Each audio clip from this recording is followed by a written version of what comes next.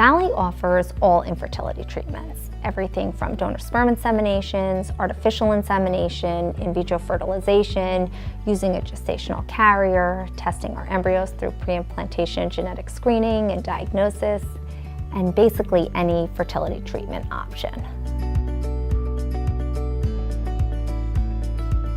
Valley has vast experience with the LGBTQ community.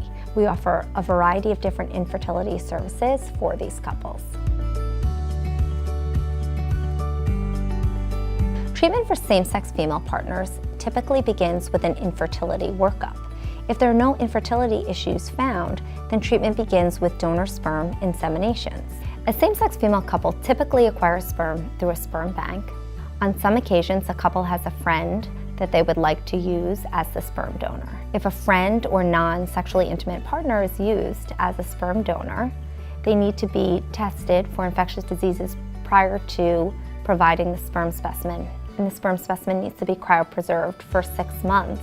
That male has to undergo repeat infectious disease testing 6 months later before the sperm can be released. In a same-sex female couple, both women can be included in a pregnancy.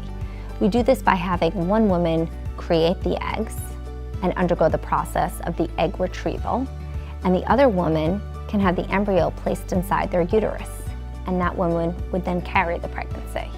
Important things to consider when deciding who's going to carry the pregnancy are pregnancy-associated risk factors.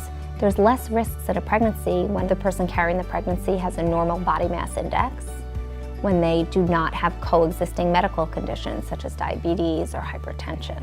It's often suggested that the younger woman use their eggs to create a pregnancy.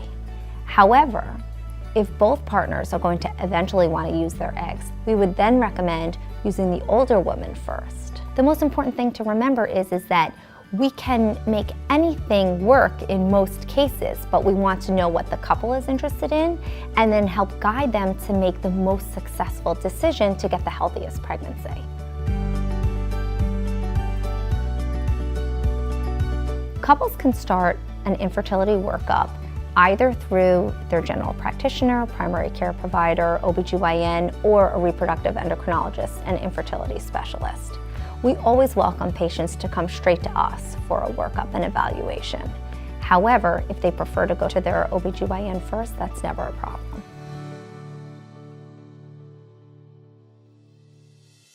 Frozen sperm does not last as long as fresh sperm, and therefore pregnancy rates using frozen sperm are not as high as using fresh sperm. Donor sperm insemination involves putting sperm from a sperm donor inside a woman's uterus. It's important that we time this insemination properly because donor sperm has been frozen and does not last as long as fresh sperm. In order to time the insemination properly, we have to know when a woman is ovulating. One way is a woman can check for ovulation at home using an ovulation predictor kit. This involves urinating on a stick, and the stick is looking to see evidence of an LH surge, or luteinizing hormone surge. This is the hormone that gets released when an egg is ovulated. Once a woman sees her LH surge, we provide the donor sperm insemination in the office. An alternative option is for a woman to come to the office for periodic evaluation of their blood hormone levels with a blood test and an ultrasound to see if a follicle is developing. A follicle is a potential egg. Once an egg is developed, we can either release that egg with a shot called Ovidrel, which is a hormone shot that releases the egg, and then time the insemination accordingly. Or we can wait for the woman to ovulate on her own, and we can see evidence of this in her blood work. When couples are pursuing a pregnancy with either an egg donor or sperm donor or a gestational carrier, there are specific consents involved and legal contracts involved to protect the rights of the intended parents.